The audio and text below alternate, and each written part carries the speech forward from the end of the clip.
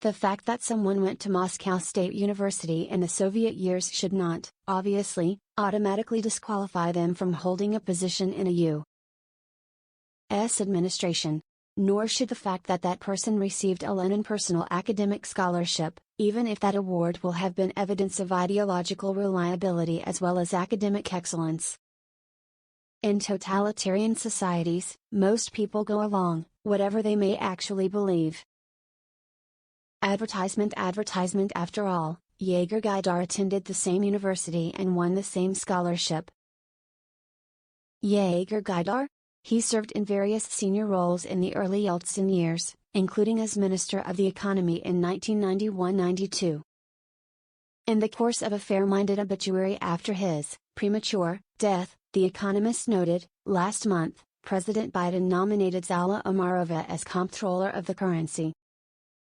As the Wall Street Journal has noted, Omarova graduated from Moscow State University in 1989 on the Lenin Personal Academic Scholarship. Sadly, unlike Gaidar, she doesn't seem to have paid too much attention to the implications of the collapse of the Soviet economy, a collapse she witnessed firsthand. Central planning had presented the Soviet economy with disaster after disaster. As a reminder, the Russian economy grew very rapidly in the late Czarist period, which is just one reason why but industrialization is not an adequate response to criticism of Soviet economic management.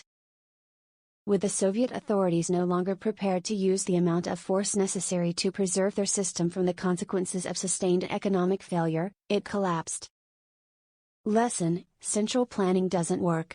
Advertisement This was a lesson that Omarova appears to have failed to learn.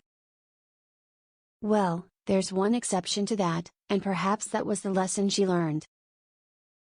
Central planning works very well for central planners.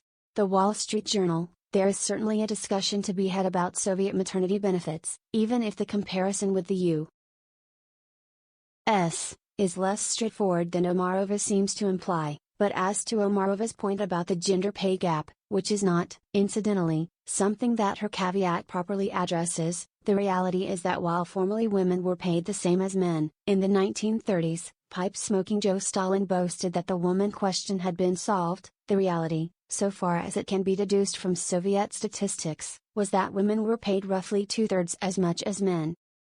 As anyone who, like Omarova, grew up in the USSR knew, the difference between formal and real rights was substantial.